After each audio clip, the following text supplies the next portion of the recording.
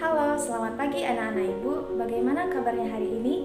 Ibu harap semua tetap dalam keadaan sehat dan walaupun masih belajar dari rumah, kita semua harus tetap semangat ya anak-anak Ibu.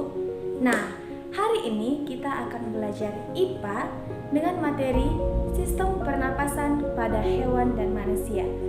Mari sama-sama kita saksikan video berikut ini.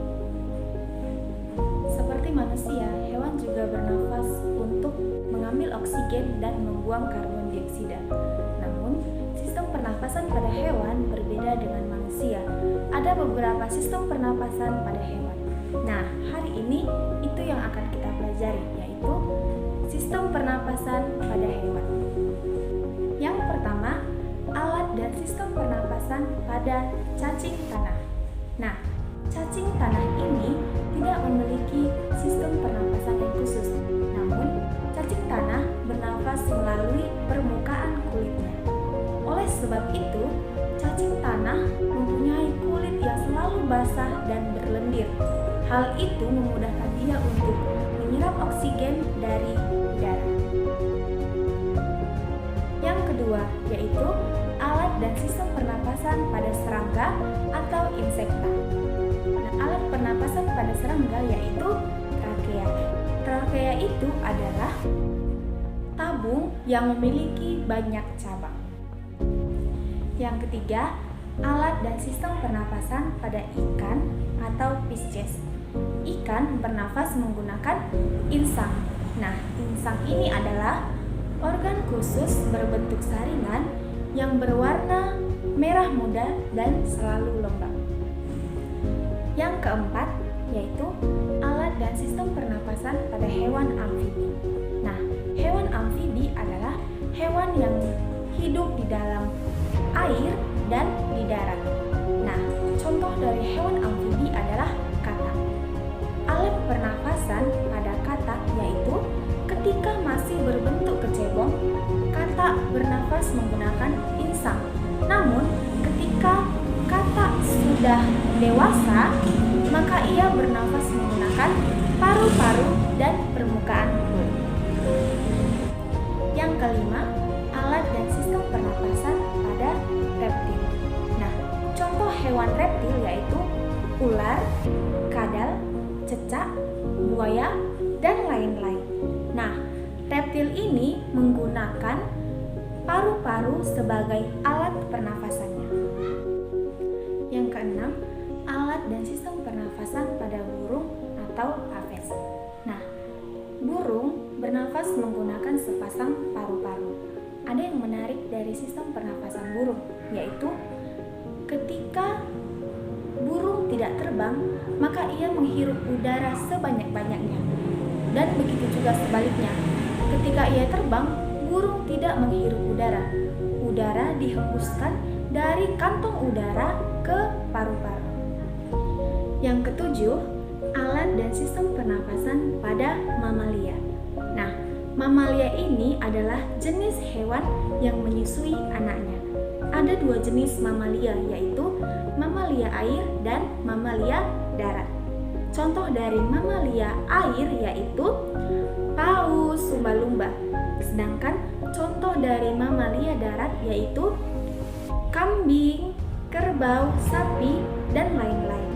Nah, pada mamalia darat ini, sistem pernafasannya terdiri dari hidung, pangkal tenggorokan, batang tenggorok, dan paru-paru. Nah, sedangkan pada mamalia air, hidungnya dilengkapi dengan katup. Saat mamalia tersebut menyelam, maka katup akan menutup. Sebaliknya, saat mamalia tersebut muncul ke permukaan air, katup terbuka.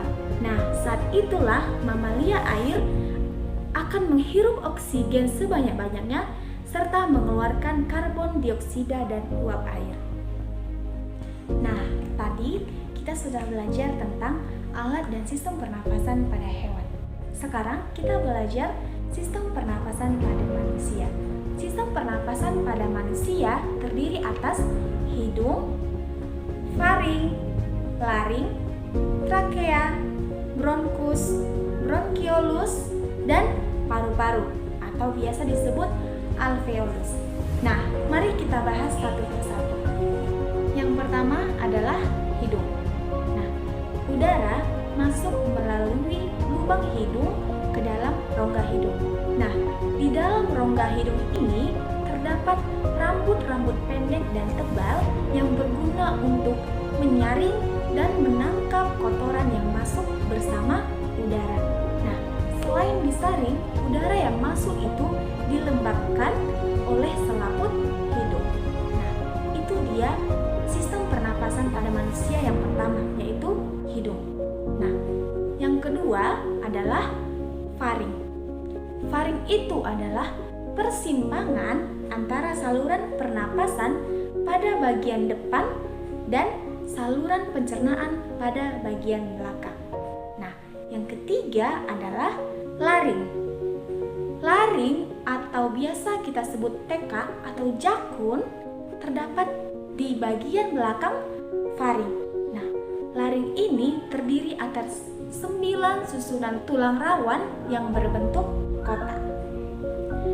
Yang selanjutnya adalah trakea. Trakea atau batang tenggorokan. Nah, pada trakea ini terdapat jaringan yang disebut silia yang akan bergerak dan mendorong debu-debu dan bakteri yang masuk. Nah, yang selanjutnya adalah bronkus. Bronkus ini adalah percabangan dari trakea serta yang terdiri atas bronkus kiri dan bronkus kanan. Yang selanjutnya adalah bronkiolus. Bronkiolus ini adalah percabangan dari bronkus yang tadi. Dan yang terakhir adalah alveolus.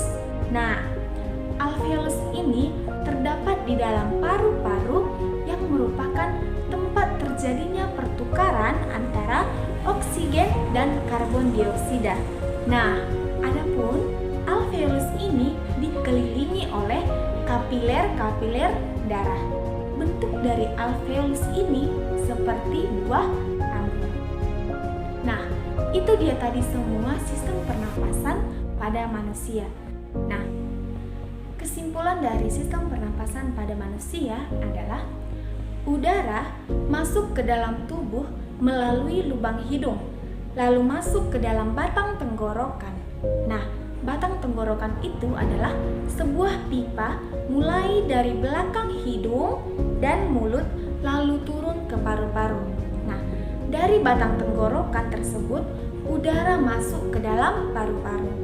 Nah, di dalam paru-paru oksigen terserap ke dalam pembuluh darah halus. Sebaliknya, gas karbon dioksida dari pembuluh darah masuk ke dalam paru-paru dan selanjutnya dibuang pada saat kita menghembuskan nafas. Itulah dia tadi cara dan sistem pernapasan pada manusia. Nah, bagaimana anak-anak ibu? Sudah mengerti kan apa-apa saja alat dan sistem pernapasan pada hewan dan manusia? Nah, demikian pembelajaran kita hari ini. Jika ada yang belum dipahami oleh anak-anak ibu, boleh ditanyakan melalui grup ataupun WA pribadi ke ibu. Tetap semangat belajar di rumah ya anak-anak ibu. Terima kasih.